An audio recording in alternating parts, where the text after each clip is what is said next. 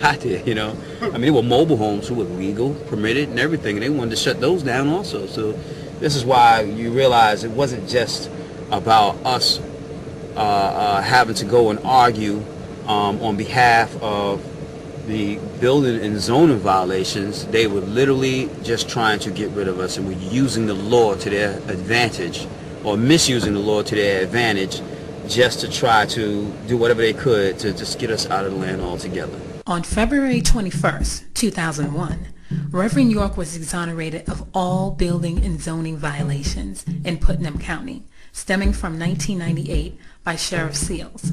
Reverend York resided in Athens, Georgia at this time, and the 9 landowners held the deed of Tamaray.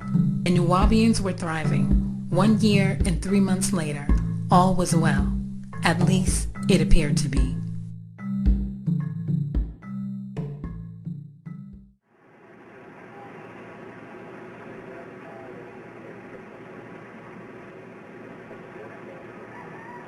Russ, authorities came fully armed and prepared for any hostilities. They came with helicopters, several SWAT teams, and dozens upon dozens of police cars and armed officers. As you can see there, authorities are now going building by building, it would appear, serving these search warrants.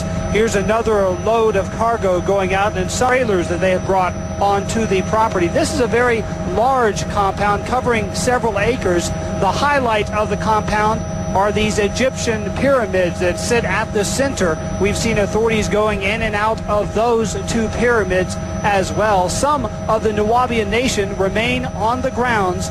Authorities, SWAT teams and officers are sitting next to them as they sit on the ground over here near the shade. They have sat there for the whole hour and a half that we have been on scene, being watched by those FBI agents you see at the top of your screen. Authorities have also, in the last half hour or so, lined this compound with squad cars. Local authorities are also on the scene. As we pan out here, every few feet, there is what appears to us to be Putnam County Sheriff's officers with squad cars just lining the area. Highway 142 is shut down. They have brought in lights. The authority, the FBI, has to flood this compound with lights, as it appears they're going to be serving these warrants for quite some time. I remember walking this morning. I was walking vigorously. I remember seeing the sun shining on the pyramid and the statues, and it's just so beautiful. It's to be privileged to be there every day and to wake up in the morning hearing the Om chant and having such just a peaceful existence. Because I was a city dweller forever before I came. And to live somewhere just so peaceful and so tranquil, your mornings just started off easy. That day was supposed to be an exciting day to me. The reason why is because on the land, my occupation was an artist. You know, I helped decorate a lot of the monuments, painted them, did a lot of exterior sculpturing of ancient Egypt and different cultures. And we had a very large project, you know, that we were working on, which was Edfu Museum. It's a resurrection of an ancient temple, you know, in ancient Egypt. We were standing, getting some air, talking. We were talking about what we'd eaten that day, and you know how we had eaten the right thing, we eaten the right time, we were feeling good, and we looked down the driveway, and Dr. York had come in for the day to do work prior to this, and he had gone out to get a bite to eat. So he was gone, but we heard cars, so we were thinking he's back, but it was too fast for him to be back. The first thing I heard was helicopters. That's the very first thing I heard, you know. I thought nothing of it because, you know, a lot of time on the land, you have helicopters that swarm and get real low, you know, just to try to intimidate us because they got a problem with us. You know, you kind of get used to it. So when I heard this helicopter, I'm like, it's not a big deal. It's just helicopters, you know. Heard it again, but something changed. My cousins and them was running, screaming towards the house. We looked and it was like a strange vehicle coming down the driveway, usually where he would enter and exit from his carport. And it was like a weird, looked like maybe an electric van or some utility, something. We were like, what's going on? And we saw someone get out the vehicle with guns like this. and they were walking across the property, and most of the brothers were out at work at the time, but there were some brothers who were there working on at the time we were working on. And one of the brothers walked up, and they had a gun pointed at him. As we start to walk around that corner, you saw them all start putting their hands up in the air. I'm like, why is their hands up in the air? So I could see further down, you know, because now my attention is away from where I was working, and it's more towards the front of the actual train station. And I saw a guy way down. I remember his face, what he was wearing. He had a white shirt on, beige pants. He had a piece of paper in his hand, and he had his gun pointing towards these brothers. I came inside and I looked at everybody and I said, everybody calm down, we're under siege.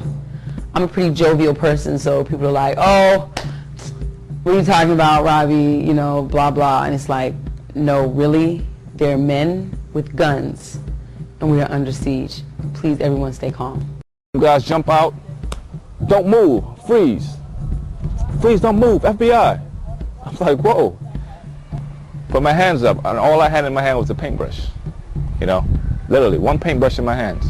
I was still upstairs, so people run to the windows, and they're just like, oh my gosh. I mean, men are in straight tactical uniform. I mean, gas mask, bulletproof, everything, shields, guns. I mean, they are going to war. I mean, you would think that we were in another country. I mean, they came down on ropes from helicopters. I mean, most of the men weren't there because they had jobs. I called the office, and there was no one there at the time. While we were on the phone, then there was a raid on the land, and I didn't know what was happening because she said, emergency, I have to go. And she quickly hung up the phone. I hadn't yet known what had happened that day, but people had started calling me because also at Dr. Malachi Z. York's house in Athens, Georgia, it was being raided at the same time. The no-knock warrant issued by the federal had the name Dwight D. York as the resident of 404 Shadydale Road at the New Wapian property. The question is raised, if Malachi York, who the courts refer to as Dwight, is a resident, then why was the feds also raiding his living residence since 1998 at 155 Mansfield Court in Athens, Georgia, an hour and a half away? So I looked out there and I seen all these men in black, police officers in black, and they were just running, trying to, circle the house, right? So I said, all right. I said, they're gonna bust in, to myself. So when I went to the front door, right, I opened it, and they were like getting ready to bust the door down. And when they saw me, they all stopped and looked, as surprised because they didn't get a chance to break the door down.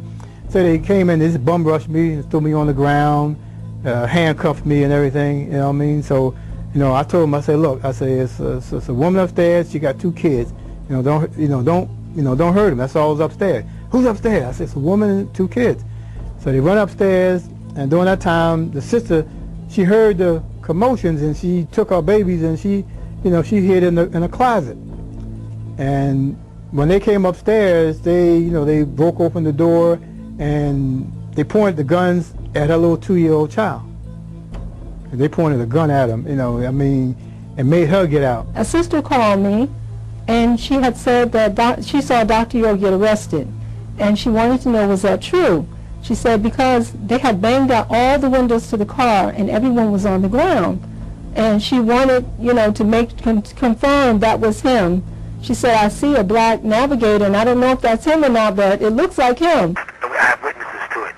It began in the Baldwin County Mall, shopping mall in open daylight, with them knocking out the